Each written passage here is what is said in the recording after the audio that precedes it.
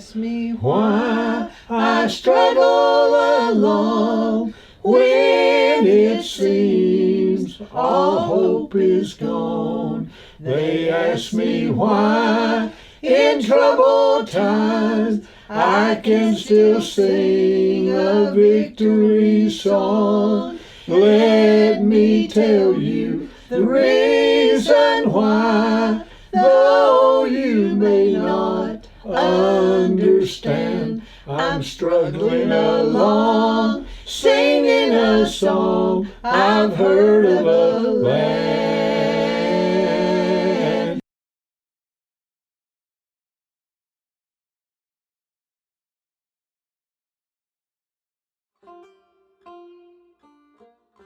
I lived on B Tree. I was Rice. My daddy and mother was Woodard and Bonnie Rice, and I lived on the head of B Tree. That's off the East Fork Road. It's just across the hill, actually. But, and then when I married Johnny, I came over here in 1949, and I've been over here ever since. Yeah.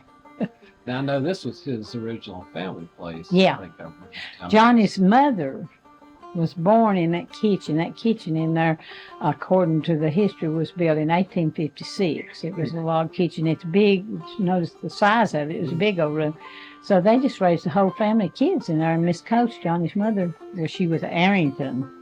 But she was born in that kitchen and lived her whole life in this house and died in this house.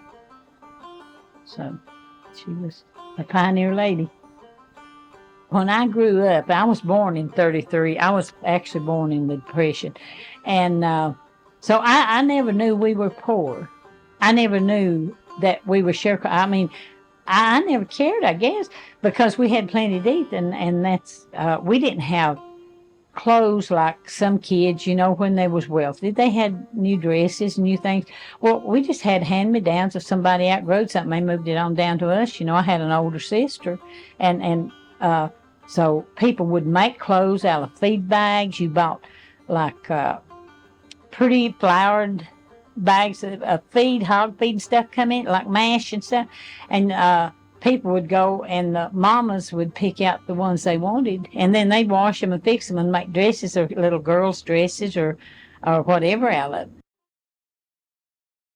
Hello, I'm Tim Barnwell, and I'd like to welcome you to the Face of Appalachia. I met Lockie and Johnnie Coates in 1982 when I was out riding around making photographs in the Arrington Branch section of Madison County, North Carolina.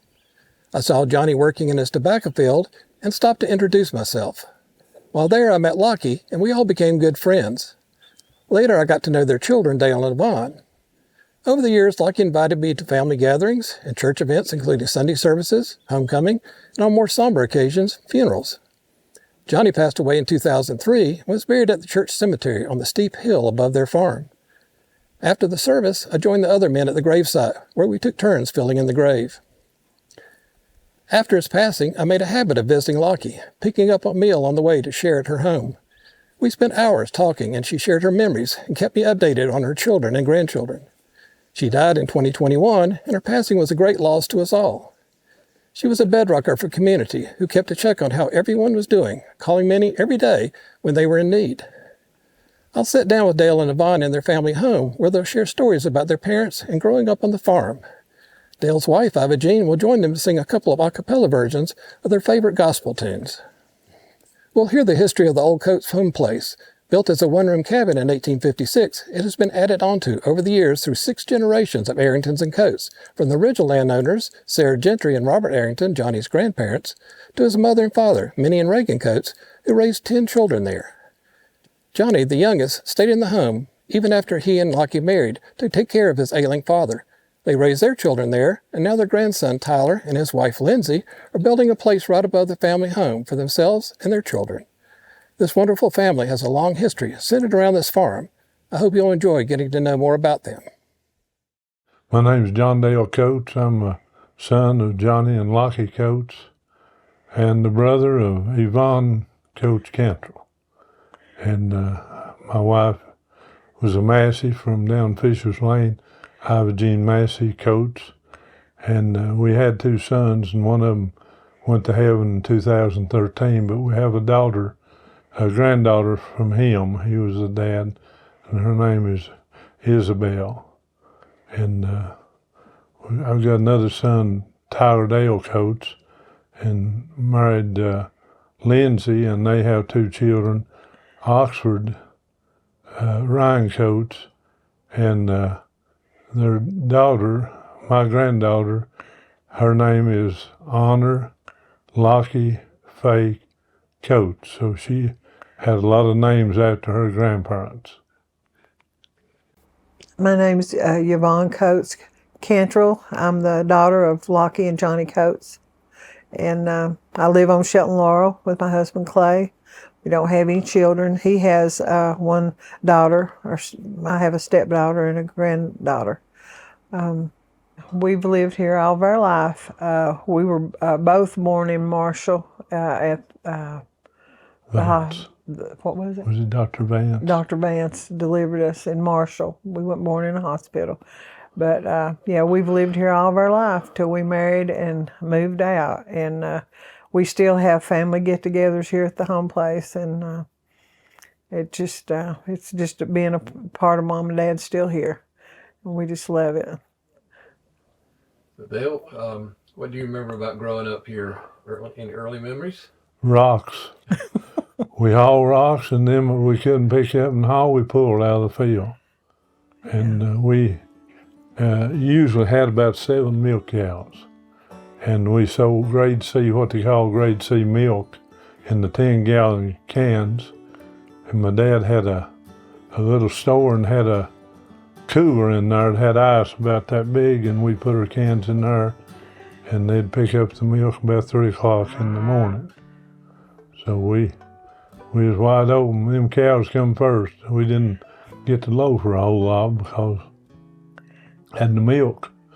And most of the time I was a cow dog, so I'd go get them and drive them, and Mama, she'd milk 2 to my 1, so I didn't have to milk. I just had to be a good cow dog. You still have cattle, right? Yeah, we have beef cattle now. Yeah, about 20 head. And they're split between this farm and the one on Bee Tree where me and my wife lives now. Well, Yvonne, how about you? What's your kind of early childhood memories?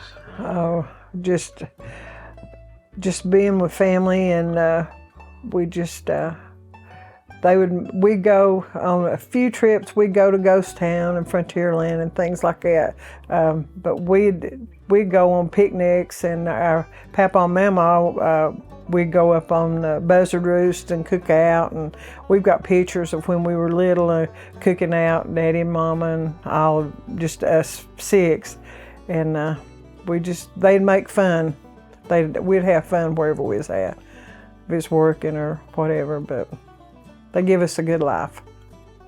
But the most important thing that they did, we was in church. We went to church before we was ever born, and that was just a staple of our life, was being at church down here at Arrington Branch.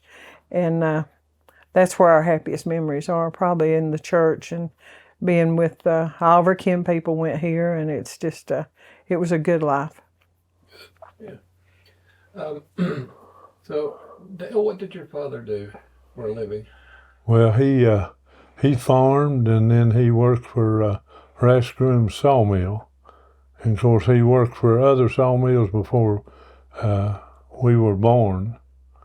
And I don't remember them, but I remember him working the Ras. And what work he done was hard, but he didn't mind. He was strong. And what did you do for your career? I was a mail carrier out of Marshall. I started in April of '77 and retired in 2013. And I carried from the small church, Roberts Hill there in the lower town of Marshall, all the way to Spillcorn and back, about 88 miles. And I carried that for 37 years. I guess you knew the county pretty well then. I knew every rock. Seemed like I could miss them or hit them. And yeah, the people were just like family. Still are. Yvonne, how about your career? Well, when I first got out of school, I went to work with Mama for several years at Mills. Then I ended up going to Madison County DSS for a while. then went to Buncombe County DSS for several years, and then ended up at French Broad Electric, where I retired about 6 years ago.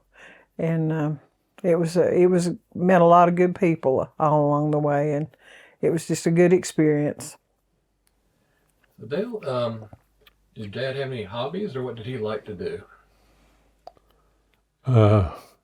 He hunted some, squirrel hunted and rabbit hunted, and he liked to travel locally. I mean, not way off. It was him and his boss, Rass. They would go sometimes get parts for the sawmill, whatever, and he enjoyed that.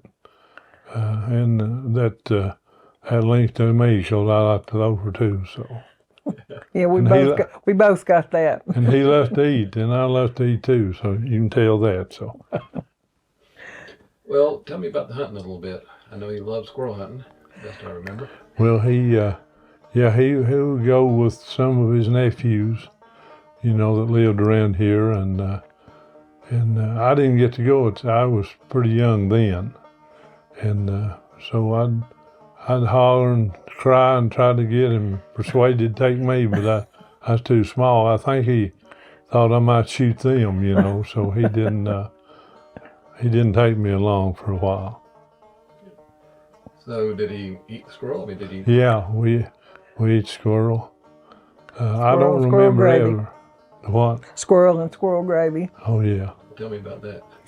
Well, it's just you just fry the squirrel or cook it and make gravy in it, and then you just have biscuits with the squirrel meat. It's good.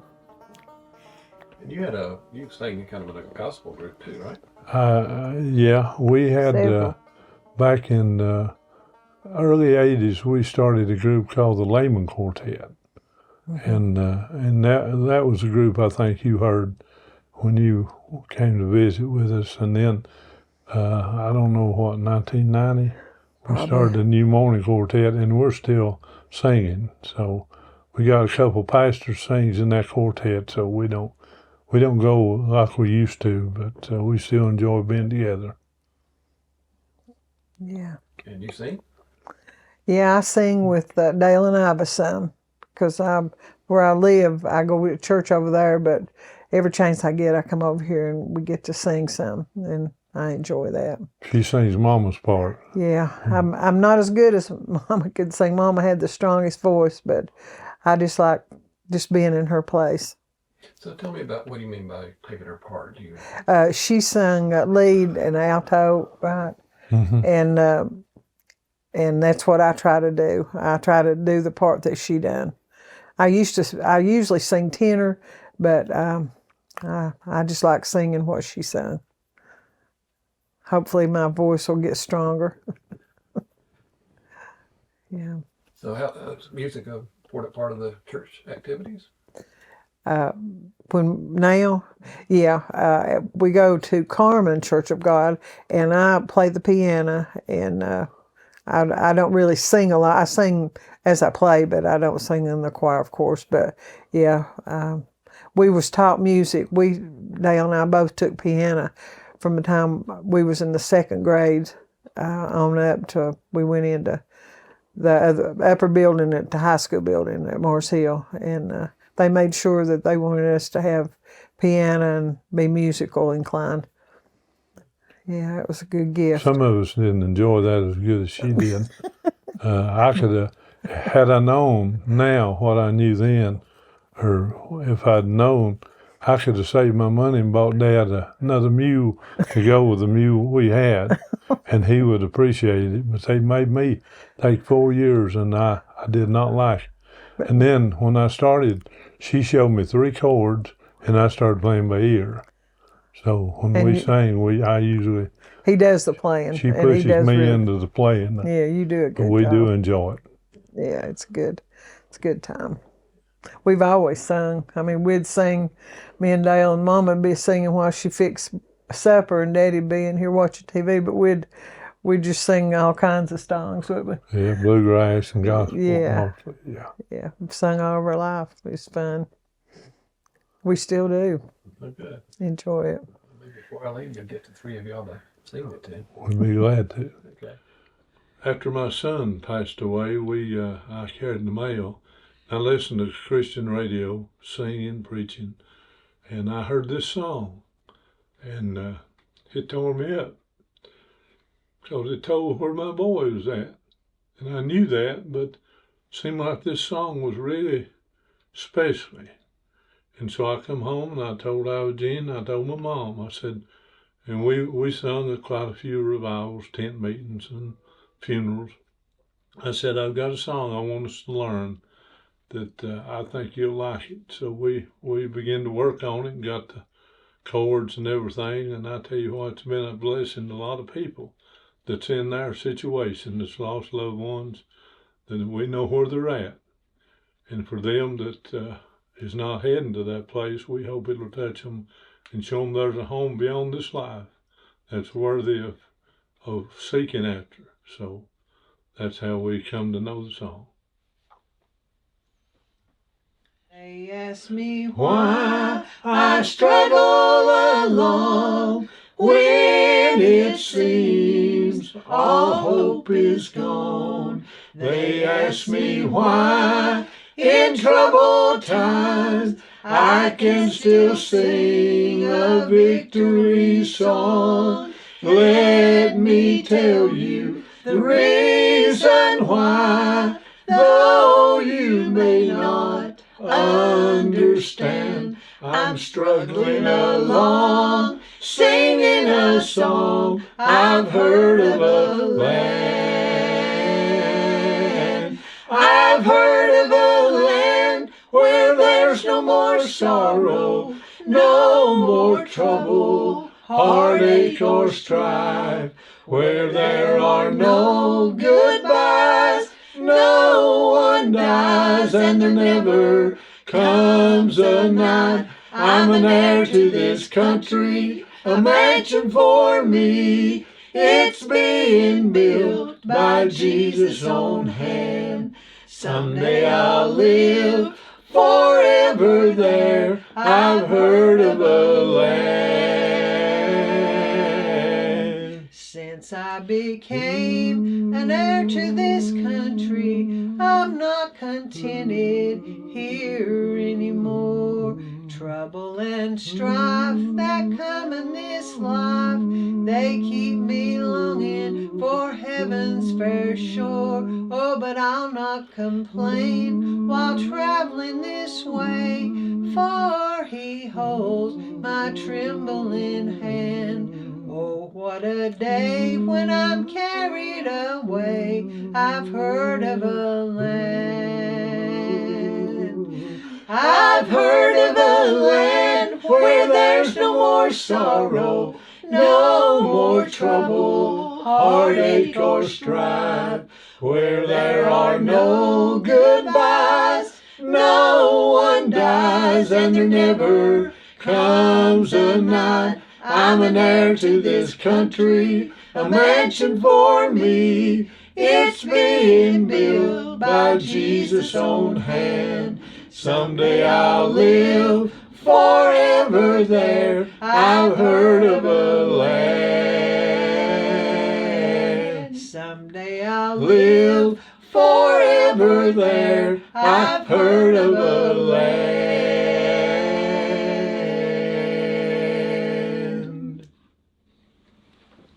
Okay. What do y'all remember about like the river baptisms at the church? Oh, yeah. Well, if we had a revival or somebody got saved or, more than one, the men would meet down here where the cupboards ran together, and they'd dam the creek up, and we never had a baptistry, still don't. We baptized in the creek, and them was good memories. Some of the best pictures we ever had taken was somebody down and taking in the one being baptized and the ones standing on the road bank. I think you took those. Yeah, so it's good memories. Yeah. Were you baptized in it? I was baptized here, but I got saved in our neighboring church, Grapevine Baptist Church. We went there, and they went to our church, just like it was. I mean, we wasn't visitors. We was just Christian people together. And actually, our church, in whatever year it was, came out because there were several up here, and they walked to Grapevine. But that's where I got saved, at Grapevine. But I did get baptized here in the creek. Yeah, me too. I got saved actually here in the house after revival one night and was baptized in the creek too. How old were you? Do you remember? 15. What was the experience like? It was a wonderful experience. It was. I thought I was saved before because I'd went up when I was younger, but at the revival that night, I knew I was still lost, and the Lord dealt with my heart, and I got saved here at home. Yeah. Do you remember going in the water? I mean, you remember the whole experience? Oh yeah. Can you describe it? Yeah, we just, they just put you under. You completely go under the water, and it's just, it's a good experience. What do you remember about it? Do you remember? Just looking there. Yeah, I remember the baptism. Of course, you know that, but it's representative of the death, burial, and resurrection of our Lord. And so, when you got there, I was 8 when I got saved. And they'd put, the preacher would, usually he'd put his hand over your mouth and pull your nose, but they'd make sure they took you all the way in under, when they baptized. And one of the most spiritual things that we did was our baptizing. And they'd baptize here. Sometimes it'd be cold and they'd have to break the ice off the water. And the preachers would go in, and nobody ever got sick. And one preacher we had, and most of our pastors have been shouters. I mean, they love to shout. We do too. And he got stirred one time at baptizing, and he was running up and down the road shouting, praising the Lord. And one of our deacons was trying to catch him and give him a towel because he'd been in there and it was cold. But he never got sick, and that's one of the best memories I remember.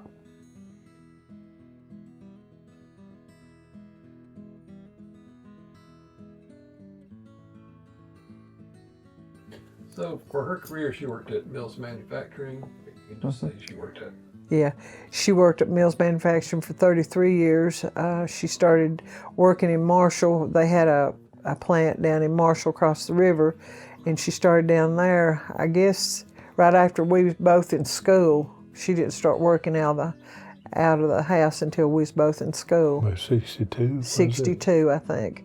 And she run the line table in 100-foot parachutes down there, and they eventually moved that onto the New Bridge location of Mills Manufacturing, and she worked in the plant for several years. Then they moved her to supervisor, and she worked up her 33 years. And when she retired, she was plant manager, and she just was good with people. She always said that she wouldn't ask the girls to do anything that she wouldn't do.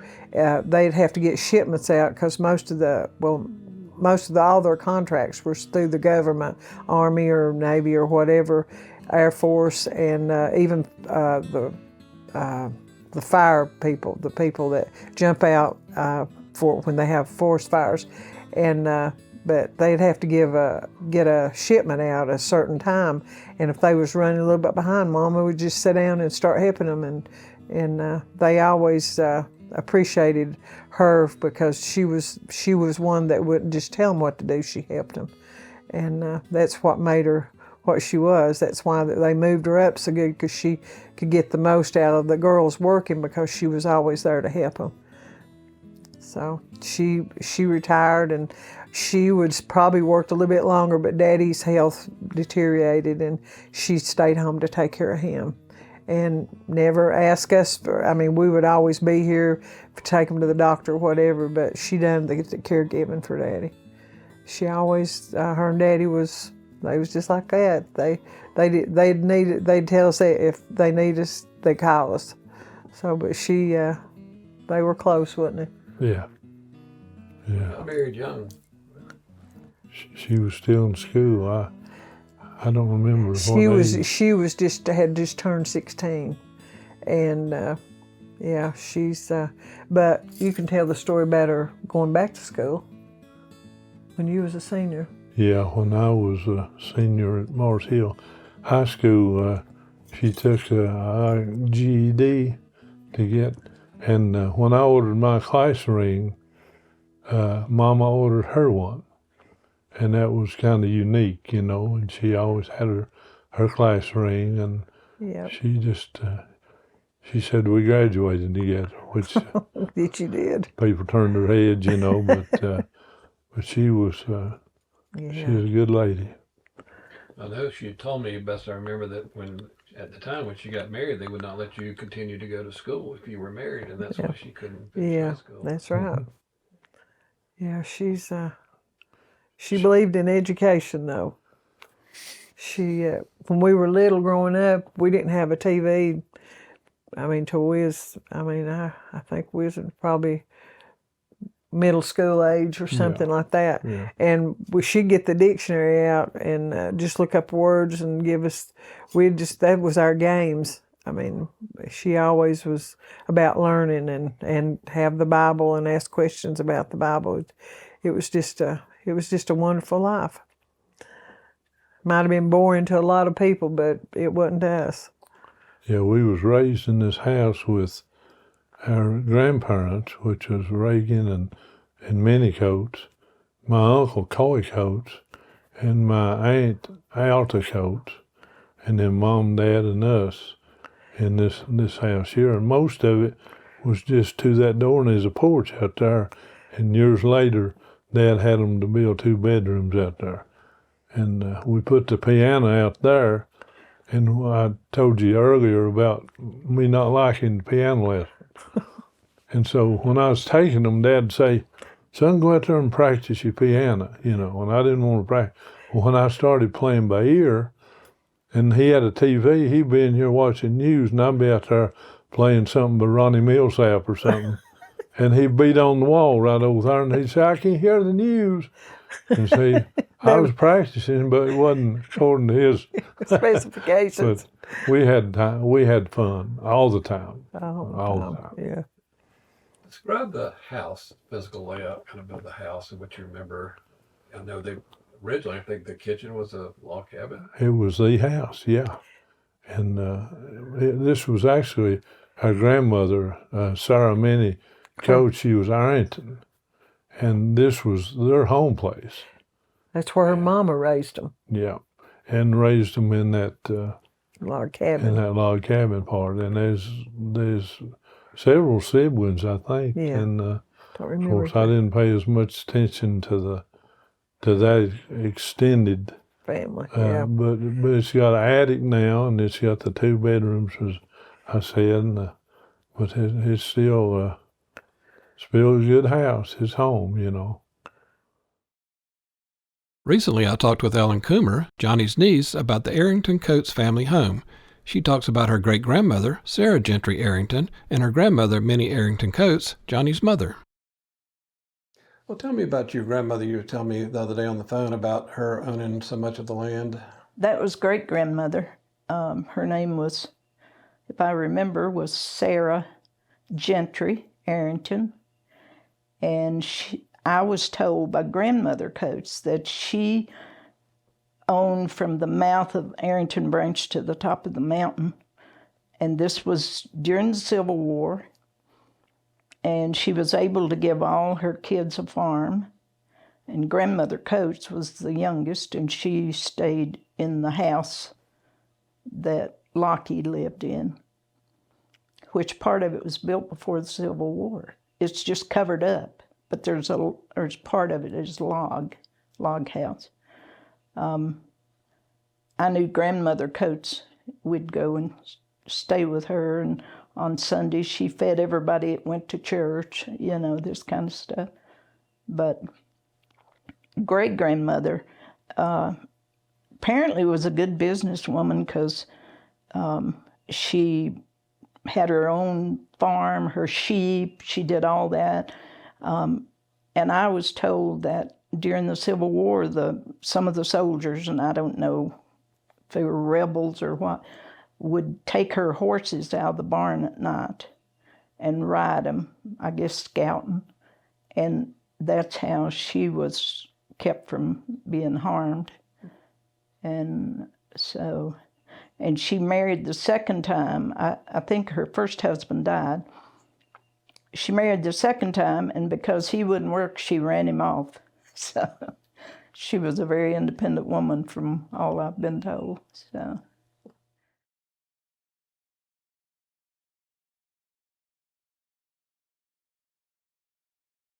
Tell me about your dad working with him, or kind of on the farm, or Yeah, what were they doing together? my dad, when we had tobacco, he'd plow and we'd do the hoeing and the rock toting, whatever.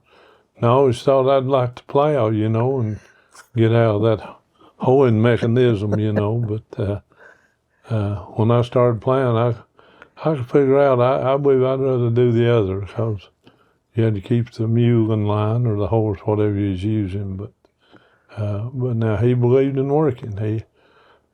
You didn't. I remember one morning he went to gear the mule up, and we had clay, dirt over here, and we plowed it, and it was a little wet and had clods. We had a maul. And he said, now, and I was probably 10. He said, I want you to come and bust them clods up, with that maul. A maul is a big old wood knot thing that you swing like a bat, and you can bust the clods pretty good. And I'd went back to sleep, and he'd went, and all once I heard his feet hit that kitchen porch, and I jerked my britches as I went out that door, and I didn't get a whipping, but son, I come back close, because he expected you to be out and doing. Yeah. But raising children, you teach them things, and it follows the whole life. Daddy never did want us to be called lazy. He wanted us to, and she was talking about the way that our parents treated people. If somebody's house burned, or they had a death or whatever, my dad and a lot of my cousins and uncles, they go up and down the community with a truck, and they'd have a pounding, what they called a pounding, and they'd get food or whatever the families needed, and they'd take to them. And that was just, I think that was an extension of our faith. Yeah. That the Lord made to us for us to help people, and not just shove them back. Yeah. And we were taught that, and it's a blessing. Yeah, they always said the only time you can help somebody is when they need it. And when that passes, then you've missed your chance for a blessing yourself. Did they raise a garden? Oh, yeah. Always. Tell me a little bit about that, what they grew and kind of where. And Well, they had several different places, didn't they? Yeah. They used to be out here, and then it was up above the house. But, I mean, anything you can think of, they raised. Potatoes and tomatoes and corn and okra, and Aunt Doll raised peas. She was the good pea grower. And sweet potatoes, I remember having them down at the old houses where they used to raise a little garden down there on the side.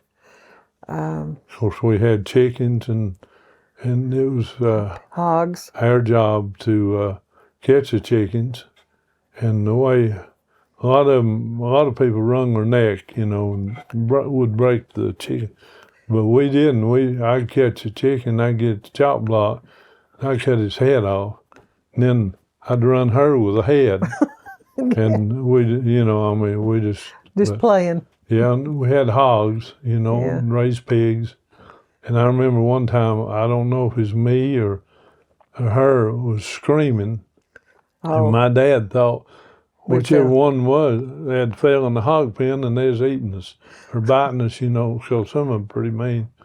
And he come running, jumping fences, and after he found out that we wasn't hurt or nothing, he whipped us anyway, just for scaring him so bad. So he whipped whether he was happy or whatever, Oh, it's probably me that screamed. I was bad for that. Yeah, good memories. But I've had a full life and a happy life, and I really, people says, well, you know, they dread to leave this world. And I said, well, I don't dread it a bit. I've got a better place to go, and I really don't care. I mean, of course you want to stay with your family. I mean, that's human nature. But there's something else out there, you know, and I look forward to it. So I live every day to the fullest. Yeah. I mean, you know, and I enjoy it. I enjoy my life. Really do. Not because of nothing I do, but because of the good Lord's been good to me and all, you know. And if something happens, I know there's purpose. And I try not to question him. I won't say I don't question him.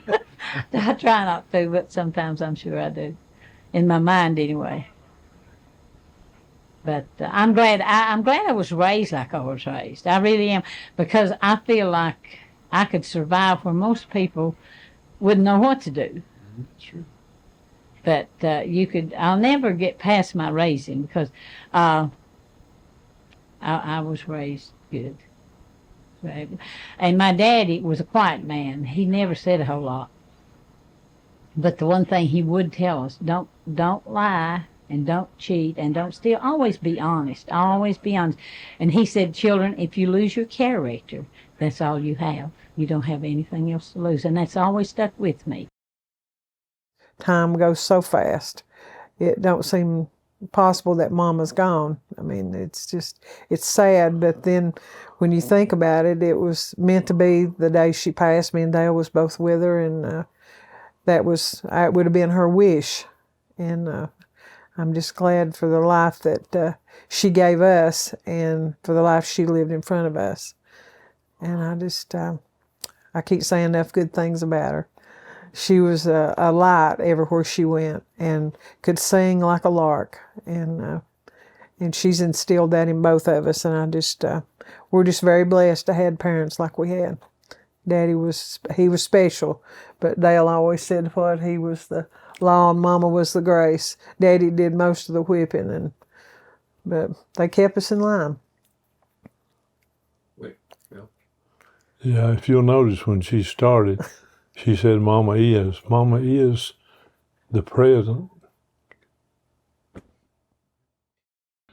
This is a song that we probably learned in Bible school as children, but it's the title is Where Will I Shelter My Sheep? And it was one of Mom's favorites, and we always sung that. If we went to a nursing home to see somebody, we'd end up probably singing this song to them to encourage them. So we try to get in the right key. Where will I shelter my sheep tonight? Where is that peaceful land?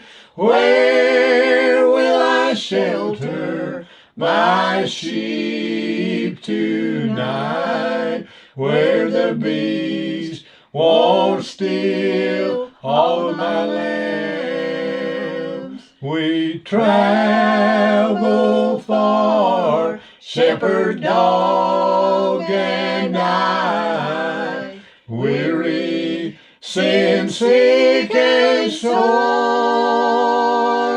Where will I shelter my sheep tonight? I'll shelter my sheep at God's door.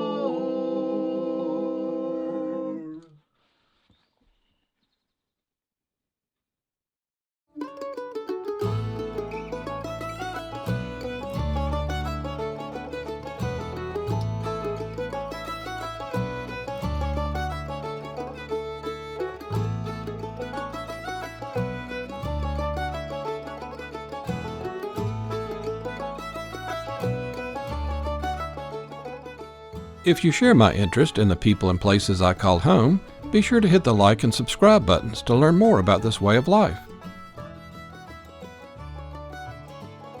On this channel, I hope to continue to honor the people, vibrant culture, and strong traditions of Appalachia.